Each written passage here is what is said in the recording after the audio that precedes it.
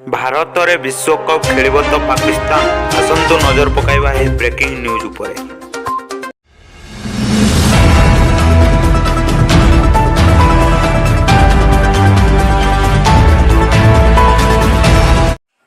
ଆସନ୍ତା ବିଶ୍ୱକପ୍ରେ ପାକିସ୍ତାନ ଖେଳିବ କି ନାହିଁ ତାହା ପ୍ରଶ୍ନବାଚୀ ସୃଷ୍ଟି କରିଛି। ଏହାରି ଭିତରେ ପାକିସ୍ତାନର କ୍ରୀଡ଼ା ମନ୍ତ୍ରୀ ଏହସାନ ମଜାରୀ ଭାରତରେ ଆୟୋଜିତ ହେବାକୁ ଥିବା ଦିନିକିଆ ବିଶ୍ୱକପ୍ରୁ ପାକିସ୍ତାନର ଓହରିବା ଧମକ ଦେଇଛନ୍ତି।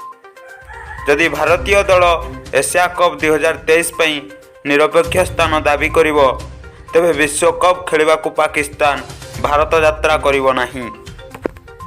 ଅକ୍ଟୋବର 15 ତାରିଖରେ ଅହମ୍ମଦାବାଦରେ ଭାରତ ପାକିସ୍ତାନ ମ୍ୟାଚ୍ ଖେଳାଯିବ। ଖାଲି ସେତିକି ନୁହେଁ, ଭାରତରେ 4ଟି ସହରରେ ପାକିସ୍ତାନ ଟିମ୍ 8ଟି ମ୍ୟାଚ୍ ଖେଳିବ। ହେଲେ ଏବେ ବିଶ୍ୱକପ୍ରୁ ଓହରିବାକୁ ଧମକ ଦେଇଛନ୍ତି ପାକିସ୍ତାନର କ୍ରୀଡ଼ାମନ୍ତ୍ରୀ ଏହସାନ ମଜାରୀ।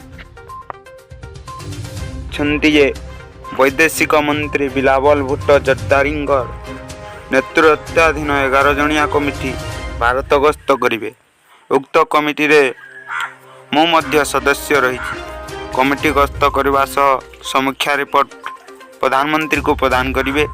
ଏହାପରେ ଚୂଡ଼ାନ୍ତ ନିଷ୍ପତ୍ତି ପ୍ରଧାନମନ୍ତ୍ରୀ ନେବେ।